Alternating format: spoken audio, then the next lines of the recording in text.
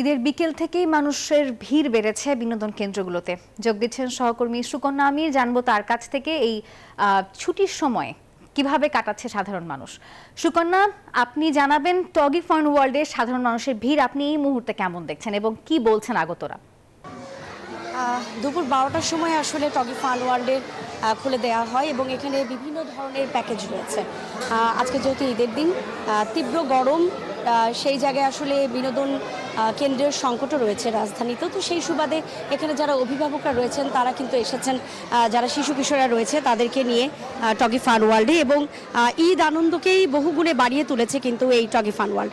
170+ games এবং rides রয়েছে এখানে, এবং একই সঙ্গে কিন্তু রয়েছে বিভিন্ন প্যাকেজ যেটি বলছিলাম, এবং এখানকার যে রাইডসগুলো রয়েছে তার মধ্যে রেইনবো প্যারাডাইস, বিশ্বমানের thermex rod, Salam steel thermex, দেশের একমাত্র thermex rod, joy horse, fishing, soft play, jumping horse সহ বিভিন্ন যে রাইডস এবং গেমসগুলো রয়েছে সেখানে নিজের মতো করে আসলে এনজয় করছেন শিশু কিশোররা।